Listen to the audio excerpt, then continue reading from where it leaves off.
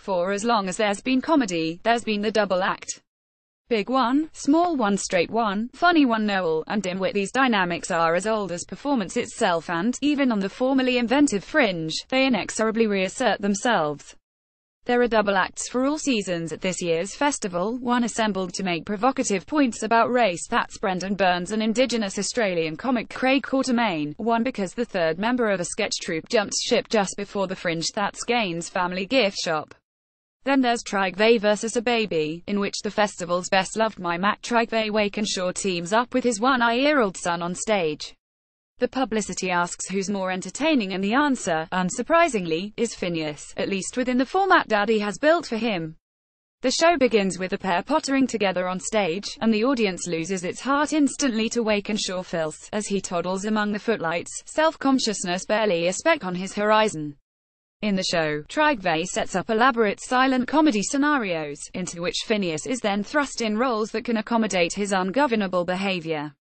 He plays the son, tormenting a vampire. He plays the toreador, stabbing, in fact, not stabbing, Trive's bull. The joke is Dad's exaggerated struggle to get the performance he wants from his son, while son, no matter what he does, proves highly watchable anyway. It's a fun show, and fascinating for anyone interested in what makes a compelling stage spectacle. Wakenshaw Sr.'s sketches aren't, in themselves, as effective as we expect from him. Those that don't co-star Phineas can feel anticlimactic. The performance I see is beset by technical difficulties, to Trive's obvious frustration.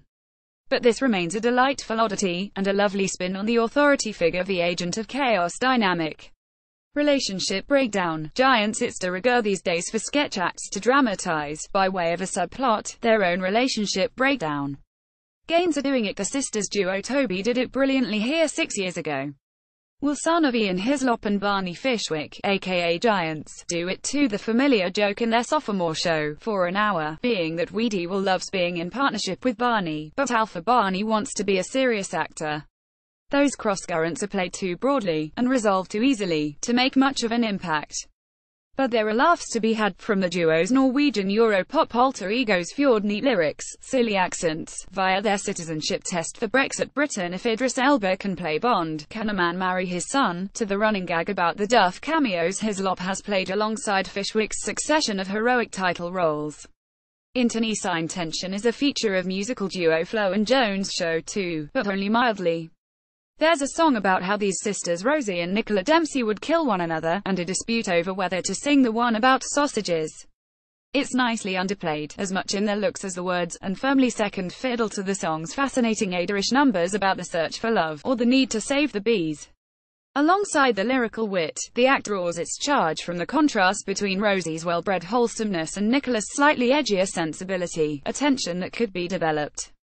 There's a beautiful closing number, too, about the advice they'd give their younger selves, as touching as it is droll.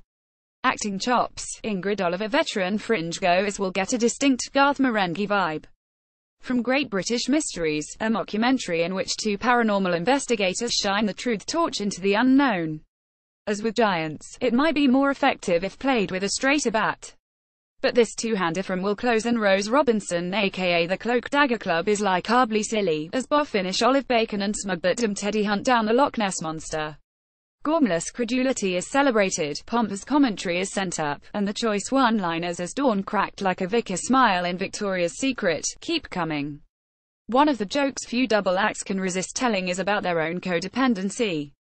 Hats off, then, to Ingrid Oliver, now going solo after making her name as half of BBC's sketch duo Watson and Oliver. She also plays a recurring role on Doctor Who.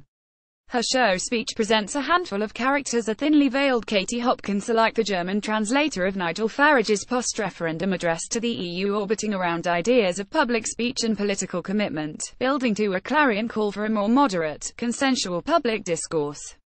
I admired the bravery of the peroration, but the most striking impression is left by Oliver's acting chops. Her cast of complacent Californian do-gooders and autocratic student reps are superbly brought to life. This first show freed from a double act's clutches is well worth seeing.